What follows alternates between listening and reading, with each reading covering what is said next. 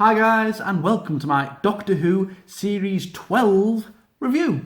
So yes, I'm back with a Doctor Who video. It's been a while. I think my last Doctor Who video was over a year ago when I reviewed Season 11. And yeah, I had a lot of things to say about Season 11. I was very mixed, like most fans were.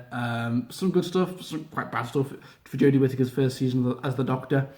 And of course now she's back with Season 12 with her fam. Yeah. And yeah, the season has finished. It concluded last week. And I've got to say, before I get onto the positives and negatives, what a crazy season. Chris Chibnall, he has shook the foundations of Doctor Who with some of his writing this season, for better or for worse. So I'm not quite sure what it is, but what a crazy season. For the start, I will say, it's an improvement, definitely, on Season 11. I was not a big fan of Season 11. I thought it was quite a mixed mess of a season, only a few good episodes, but I thought overall, even though it's still far from a perfect season, this season 12, I think, was an overall improvement on Season 11. I think the writing in parts was a lot better. I loved the twists and turns. There was some in several episodes that were really cool. We didn't see any of that in Season 11. The monsters, I think, were really cool. We got much better villains this time round, which I think was a major critique of Season 11. I can't think of one memorable villain from Jodie Whittaker's first season. But this time around, we got some really cool villains. I thought Jodie Whittaker herself got to showcase more of what she could do with better scripts. She got better scenes. We got to delve more into her character as her version of the Doctor, which we didn't really see in the first season. And I thought the companions got more scenes too. I love Graham once again. Graham was one of the shining lights of Season 11. Bradley Walsh, he's great as Graham in this season. And Ryan and Yaz get a bit more to do this season too. So there are improvements. I do think it is an overall improvement on Season 11. So yeah, there's good things there. And like I said, I do think the season had better villains. One of my major critiques of Season 11 was there were hardly any memorable villains. This time round, there were quite a few. So in the opening two episodes, we got Spyfall, episodes 1 and 2, and there was a big twist at the end of part 1 where the Master revealed himself again. He's like, "Oh, got me." And he's like, "Oh, come on, Doctor, you can do it. Come on." And yeah, we got the Master coming back, and that was a big twist. I was like, "Whoa, the Master's back!" And played by Sacha Dhawan, and he's a very good actor. He was in Sherlock, and he also was in Adventure of Space and Time. He was brilliant. He was really good. I think a very good casting as the Master. He's a much more crazy, a much more maniacal Master than Missy ever was. Even though there was a bit of a plot hole, because how the hell is the Master back? Because remember in Peter Capaldi's last season, Season 10, Missy dies, doesn't she? The Master dies. That's the last of every regeneration. So how the hell is he back? The only thing I can think of is that this is the regeneration, obviously, before Missy. Probably, maybe after John Sim, or maybe before John Sim. I don't know. Maybe we'll find out more about this in Season 13. But I thought the Master was really good this season. Very good interpretation, and it was great. While it is a big plot hole, how is he back? They still haven't explained how he's back after Missy died in Season 10. But whatever. I thought he was great. Obviously in the opening two-parter, and of course he came back for the finale, didn't he? On Gallifrey, which I thought he was brilliant in too. He was very good casting. A very good Master. I mean, all the actors who play the Master have been great. John Sim is probably still my favourite. I love John Sim from the Tennant era. But of course he did come back with Peter Capaldi's finale. Loved Missy. She was fantastic. And of course this guy who played the Master was brilliant too. Zelen, who was like a god, a nightmare god. From episode 7, Can You Hear Me? I thought he was really good. Like this god with these weird pokey fingers, staking in people's ears, and he feeds off their nightmares. And they're these two dueling gods, and the other god's in a big solar panel between two planets, and he releases her, and we're going to unleash fear on the galaxy. I thought he was a very good villain. I really liked him. He has a confrontation with the Doctor, and he's millions of years old. I loved it. I really liked it. My problem is he just go out a bit stupid, basically. He just gets imprisoned back on the planet, like the Doctor just beats him like that. But I am hoping maybe he's going to come back for Season 13, because he was a really cool villain. I really liked Zelen from episode 7. The Lone Cyberman, I thought he was a really good villain too. Because it gets hyped up when a certain someone returns, which I'll get onto. He goes, "Beware of the Lone Cyberman." He gets a warning, and then in the haunting of Villa Dojoti, whatever that episode, he turns up at the end, the Lone Cyberman, but he's half Cyberman, half human. And I thought he was great. Really intriguing villain. He was ruthless. He was horrible. He had some great lines, some great scenes with the Doctor. And of course, he was the villain for like the last 3 episodes. He was the villain in the whole thing in episode 8. Then, of course, in Ascension to Cyberman and The Timeless Children, he was the bad guy in those 2 episodes too, the season finale. So, yeah, I really liked him. I liked his plan. He was menacing. He was scary. He was really cocky under the Siberium and all that. I really liked him. I didn't like the way he got beat, though. He got beat so easily, but I'll get onto that. But yeah, the villains overall this season, for the most part, the villains were great. Those three were the standout. The Master, Zelen, and the Lone Cyberman, really good villains, and just on that alone, fantastic. So yeah, I'll go over some of the episodes now. So I thought the opener with Spyfall was obviously 2-parters are back, because there wasn't any 2-parters in season 11. Happy to see the 2-parters are back. And the Spyfall, it was intriguing. I thought the first episode was good, with Stephen Fry, little cameo. But then obviously the Master reveal at the end. But then I thought part 2 was a bit underwhelming. I didn't particularly like part 2. It just got a bit over convoluted. The Kassav and the Master's plan. I was like, what's going on? I didn't really quite get what the plot was. Episode 5 happened, which was crazy. Fugitive of the Jadoon, which was one of the craziest episodes of Doctor Who, I think, in recent memory. Like 2 big twists. So it just starts off as an episode where the Jadoon are in Gloucestershire trying to find a fugitive, and that's what they're doing. And then as the episode progresses, the Doctor finds this woman called Ruth, and they're on the run together. And then all of a sudden, we find out there's more about her that meets the eye. But also, before we get to that, Jack returned in that episode. We got to see Captain Jack Harkness. John Barrowman made a cameo as Captain Jack when he picks up Graham on his ship and he thinks Graham's the Doctor. It's so funny.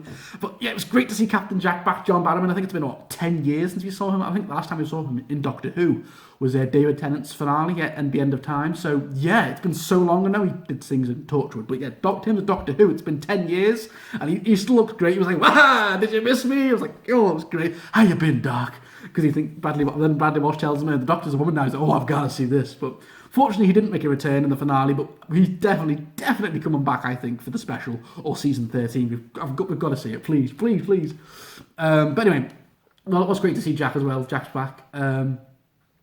Then, of course, also on the Fugitive of the Jadoon, we met Dr. Ruth, which was crazy. Jodie Whittaker finds the police box. She's like, "What?" And then she turns around like, "Hello, I'm the Doctor."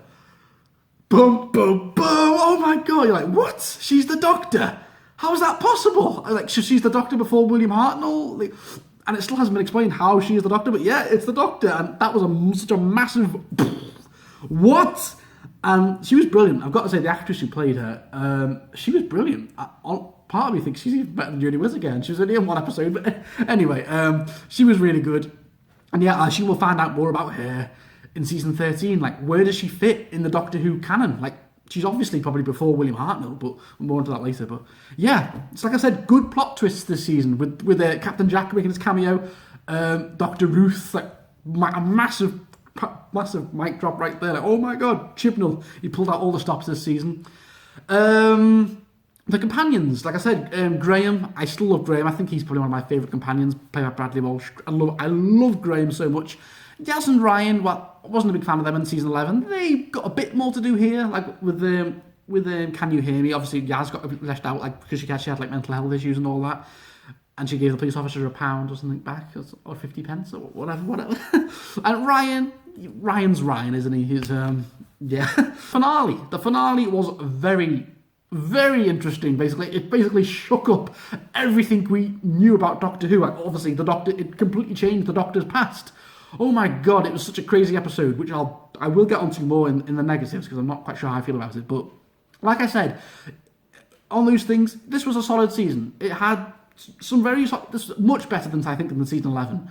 While I still think it's nowhere near Doctor Who in its prime, like, you know, with Tennant, Smith, Eccleston, and parts of Capaldi.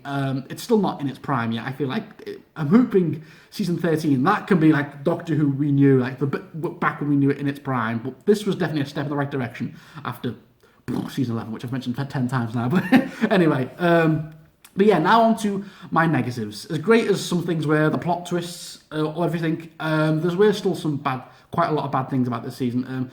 There were 3 very bang average to bad episodes. Orphan 55, episode 3, was terrible. Like, just such a bad episode, man. Benny! That's all I've got to say about Orphan 55, man. Freaking hell. I thought the Nikola Tesla episode was really wasted potential. I loved the actor who played Nikola Tesla, and it was cool seeing like a historical setting, you know, in New York City and all that, meeting like Thomas Edison and Tesla, like their rivalry and all that. But I thought just the reveal with all the electricity and the spider monsters and all that was very flat and underwhelming. But so that was a missed opportunity. It wasn't a bad episode, it was just very meh. The Tesla episode, wasn't a fan of it. And then episode 6, Praxeus, was like the whole so preachy about how we're plastic and all that, how aliens are losing the plastic and it's killing us. And all the crows are going evil, and that gay couple kissing in the TARDIS at the very end. What? Okay, I get a BBC. You got to push that. You got to push it. So yeah, 3 very meh episodes. I've got Orphan 55, Tesla, and Praxeus with. And Spyfall Part 2 wasn't great, overcomplicated. Can you hear me? Like I said, well, it was good. The Haunting of Diotati. Well, that was an intriguing concept. Obviously, the haunted house, the Siberium, and the lone Cyberman coming back at the end. I thought that was a good episode, and obviously the two-parter at the end, I enjoyed. But like I said, the show still, just like season 11, it was too preachy at some points. You know, they really were pushing this agenda of, you know, in Praxeus, plastic, mental health in one of the episodes. Obviously, in Orphan 55, you know, humanity, you're going to destroy the world, catastrophe is coming, and all that. and obviously, in Spyfall Part 1, I can't get over this line where Stephen Fry goes, I thought the Doctor was a man. Then Jodie Whittaker just goes, I've had an upgrade. Just, really? Oh, fucking hell. I said, with the villains, the villains for the most part were really good this season. I thought the Lone Cyberman, he was, while I loved him, he was great. He was taken out so easily by the Master. The Master just goes, got you, and shrinks him. He just shrinks him with his little shrinking gadget, and that's it. The Lone Cyberman's dead or gone. He was a really cool villain, and he just gets taken out so easily by the Master. That was shit. whatever. But he still has like the death particle, doesn't it? Which was intriguing to the end. And I've got to talk about the elephant in the room, which we all know, the big, massive, foundation-shaking plot of the finale in Ascension of the Cybermen and the Timeless Children. Mental. So yeah, the Timeless Child, massive plot, and of course Gallifrey getting destroyed again, which was shown in Spyfall Part 2, which the Master has destroyed Gallifrey again because he found out something about their place. Like, everything you think you know is a lie, Doctor. Like, they lied to us all those years, the Time Lords. And so yeah, Gallifrey is destroyed again. The Master just destroys it. Well, how he destroyed it, I don't know. He just kills all the Time Lords. Yeah. So this annoyed me because it makes everything Stephen Moffat did in Day of the Doctor, the 50th anniversary, look pointless because the Time Lords are all gone again. Gallifrey's a ruin. So what was the point of Day of the Doctor? That episode, you know, they saved Gallifrey. Time Lord Gallifrey's just been destroyed again by the Master. F off. That annoyed me. All the Time Lords are dead. What, you're telling me the Master killed, what, billions of Time Lords by himself? What? Okay. Whatever. And then, obviously, the Timeless Child subplot, which, you know, was very briefly mentioned in season 11. And we thought, okay. But then they bring it back here with the Timeless Child again. And it's massive. So, yeah, here we go. It's huge. So, we find out that when Gallifrey, before Gallifrey was established, the Time Lords were established, there was like a lone traveller who started off in Gallifrey. She searched the stars and she found this child on a planet. And she took her with her and she found out this child could regenerate. And then she began to experiment on this child, and the child began to go through tons of different regenerations. And then she learned from this child the secret of regeneration. And from that, Gallifrey was established. The Time Lords, the foundation of Gallifrey was all built up. Time Lord society, all their history, everything we know, the technology, was all built on the Timeless Child. And I was like, okay, that's intriguing. Who is the Timeless Child? And the Master goes, oh, Doctor, haven't you figured this out? It's you. Boom, boom, boom! Like, the Doctor is the Timeless Child. So, Time Lord, everything we know about the Time Lords now started with the Doctor. And this also establishes that there were numerous incarnations of of the Doctor before he was the Doctor, before we got to William Hartnell, which is massive. It changes Doctor Who canon, it changes Doctor Who lore, and I don't know how to feel about this. It's split the fan base. Chris Chibnall, you have got balls, man. You've shook everything you knew about Doctor Who now. Like, he's got balls because he's changed the complete history of the Time Lords now. It didn't all start with William Hartnell. No, there were previous other incarnations of the Doctor before William Hartnell, even though William Hartnell technically is still the first Doctor, because don't forget, he didn't become the Doctor until he left Gallifrey with Susan as an old man and left. That's when he became the Doctor. So all these previous incarnations were just the Time Lord that was the Doctor, but not the Doctor. But then we see this thing on when he gets banished he joins the secret Time Lord society called the Division, and he goes to an island. We see this little flashback with Ireland. Then, but basically they track him down something, and his memory gets erased, and that's how he never knew anything about his past. So the Doctor, for all thousands of years he's lived, he thought that his first incarnation was William Hartnell, but it wasn't. And I don't know how I feel about it. It's split the fan base. Half the fans love it, half the fans hate it. And I don't know how I feel about it, to be honest. I'm split. I really am split.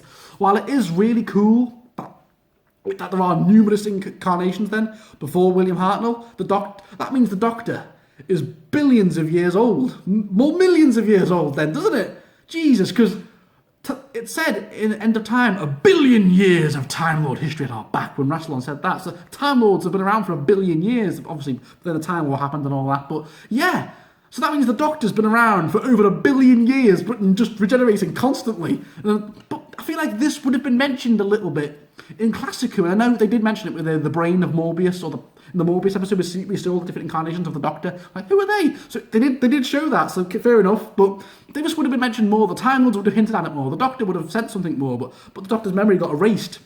So yeah, it's mental. It changes everything we knew about the Doctor now. It's massive. And yeah, but also it still doesn't explain how where Dr. Ruth fits in here, because she has a police box. So, but it was established that the police box, we didn't get the police box till William Hartnell went to London and the Chameleon's arch broke. So how does Dr. Ruth fit into all this? Is she in between Doctor 2 and 3 or something? They still have need to explain that, because that's still a bit of a plot hole. But yeah, the secret of regeneration was from the Doctor. Everything the Time Lords is from the Doctor. And the Doctor isn't even Gallifreyan. She was on that other planet, wasn't she? Abandoned. So it's huge. It is huge. And some people think it's destroyed the lore of Doctor Who. Chris Chibnall, you have destroyed Doctor Who. And some people think it's pretty cool. Like, okay, I'm going to see where this goes. I'm in the middle. I'm part of thinking, Chris Chibnall, why have you done this? Why couldn't you just let William Hartnell be the first? That's it. Why have you got to do all this to fit your agenda or something? But the other half, I'm like, okay, it's interesting. Let's see where this goes, because it's shaken up everything we knew about Doctor Who. But yeah, that is my overall review on season 12. Like I said, massive season. Definitely a better season than season 11. It was a very solid season for Jodie Whittaker and the fam.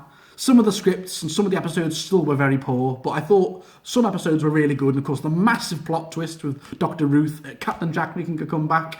The very much better villains this time round. The companions getting more to do. Jodie Whittaker herself being a better Doctor this season, showing more of her dark side this time with this season. She wasn't just like a big kid like she was in season 11. And yeah, but I've also got to say about the Timeless Child thing. Omega and Rassilon, weren't they the founders of Gallifrey? So where do they fit into all this? Omega and Rassilon, wouldn't they have played a part in the Timeless Child thing and all? Whatever. The more I think about it, the more it's going to get worse.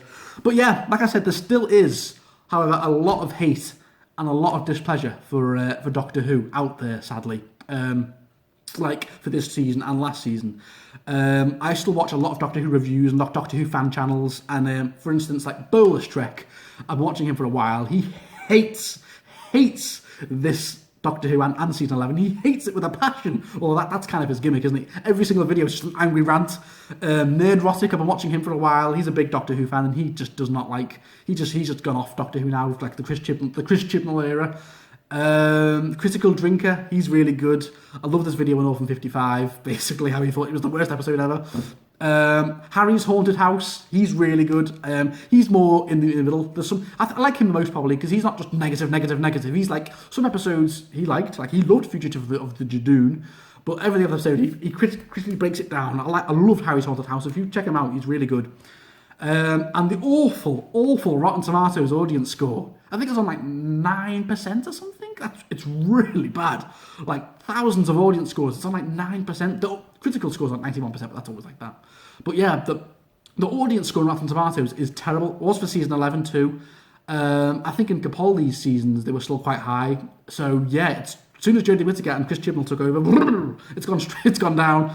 And the ratings, the decline in ratings have been very bad this season. I think the ratings have been the worst they've been since I think Colin Baker and Sylvester McCoy were the Doctor. So the show is in a bit of a ratings crisis, and the BBC, they must know, if this doesn't improve for season 13, then, Doctor Who, maybe the plug could get pulled. Imagine that. Because if the ratings don't improve, the BBC aren't going to stand for it. So I don't know, but many fans are voicing this displeasure on the Chibnall era of Doctor Who. It's proven to be so decisive. This is like the last Jedi of Doctor Who this season. It really is. It's just split the fan base. But yeah, like I said, the stuff I loved and stuff I hated. But overall, my final grade now on season 12 of Doctor Who. I'm going to give season 12 a B-. It was the same grade I gave season 11, but I gave season 11. I was too nice in season 11. Season 11 is probably like a C+, if that. This is going to give this season a B-. It's a step in the right direction, even though there's so many different plot twists of what Chibnall did. But for the most part, I liked it. I did like this season. It's not shit. It's not terrible. But I do see where a lot of fans' criticisms are coming from those fan channels. And of course, I am actually now looking forward to the special, because the show ends on the cliffhanger. The Judoon enter the TARDIS and imprison the Doctor in the TARDIS. So the Doctor's been captured by the Judoon, even how they get into the TARDIS, but whatever. So she's in prison. But obviously, yeah, she's going to get out, because the season special is going to be at Christmas or New Year's Day. And the Daleks are coming back. Yes, love the Daleks. Hopefully it's a lot better than a Resolution, which was a crap Doctor Who special with the build your own Dalek thing last year. But hopefully this year can be a lot better. It's called Revolution of the Daleks, so I'm looking forward to seeing where that's going. And of course, some sad news. Bradley Walsh, sadly, is leaving as Graham. It's going to be his final final episode. He's leaving Doctor Who, so he'll be back to season 13, which I'm gutted. I love Bradley Walsh, but fair enough, dude. He's had 2 seasons as a very good companion, one of the best, I think, since like Amy and Rory. And Tosin Cole, too, is leaving, who plays Ryan, which I'm not too bothered about. I like him. I think he's all right, Ryan, but he's never quite done it for me, Ryan. He's just meh. And Mandip Gill, who plays Yaz, will be staying on for season 13, so it's going to be Yaz and just the Doctor for season 13, maybe Captain Jack. Come on, I can dream. But yeah, it's just right now it's just going to be Jodie Whittaker and Mandip Gill for season 13. Ryan and Graham will be leaving, probably to just go back and be in their own life after the season special. So yeah, but I'm looking forward to the special with the Daleks in the end of the year. I'm also looking forward to seeing where they're going to go in season 13, which probably will be Jodie Whittaker's last season, if the trend is, because, Capaldi, Smith, Tennant all did 3 seasons, so will Jodie Whittaker follow that trend, and will season 13 be her last season as the Doctor before she hands the keys over to someone else? I do not know. But yeah, guys, that has been my review for season 12 of Doctor Who. So mixed, but overall, I did like it, even though there was still so many crazy things. But yeah, guys, what did all you Whovians think of Doctor Who season 12? Comment below, let me know. So thank you for watching, guys, and see you all soon.